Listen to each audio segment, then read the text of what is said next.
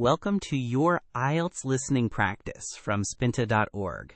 This is a mini-test designed to help you practice a specific section of the exam and improve your confidence. The recording will be played one time only, just like in the official test. Let's begin. Welcome to today's lecture on the university system origins, focusing on how from cathedral schools we transitioned into the academic institutions we know today.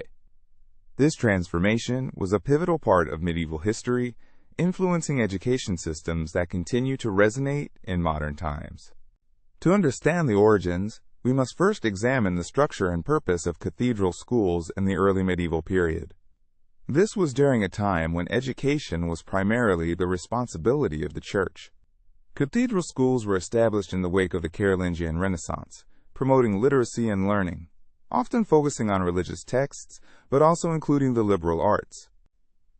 One critical aspect of cathedral schools was their role in training clergy. This education facilitated a better understanding of Scripture and liturgy, which was essential for effective church leadership. The curriculum was largely derived from classical texts and was heavily influenced by the earlier works of philosophers and scholars.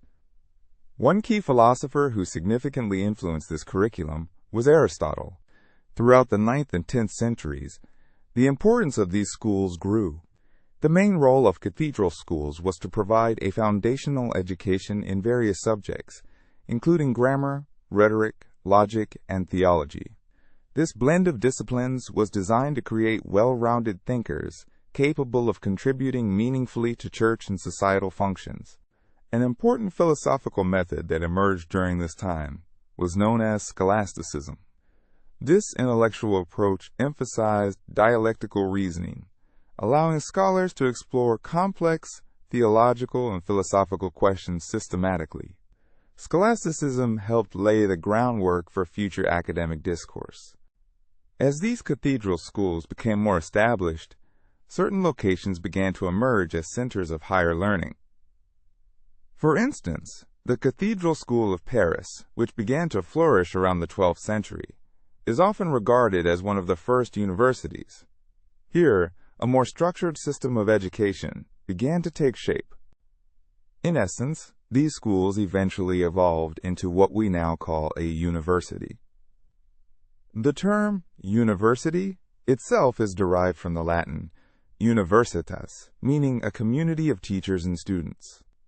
This shift marked a significant change as education became increasingly formalized, with degrees being conferred to students upon completion of their studies.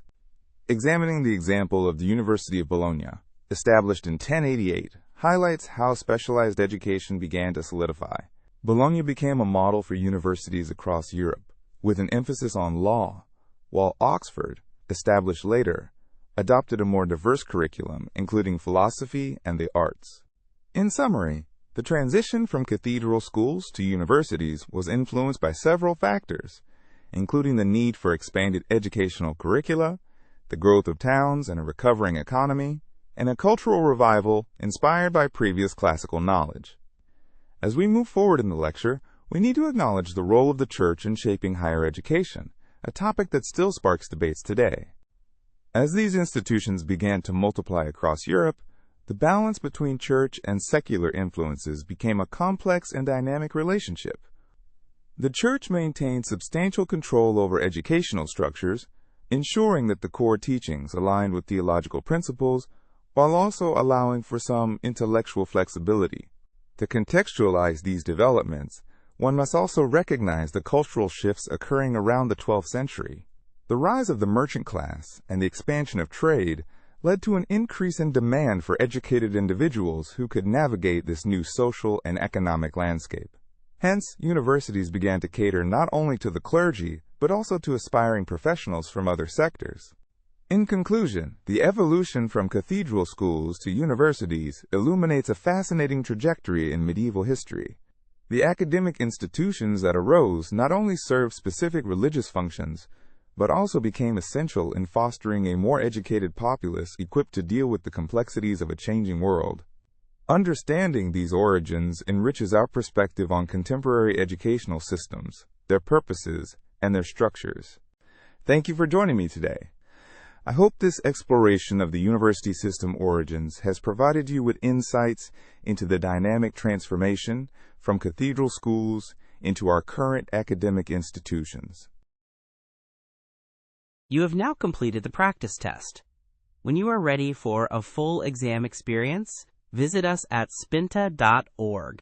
There you will find complete mock tests for all 4 skills: listening, reading, writing, and speaking. Our platform provides instant AI feedback for your speaking and writing tasks, along with an accurate prediction of your band score. Take control of your preparation at Spinta.org.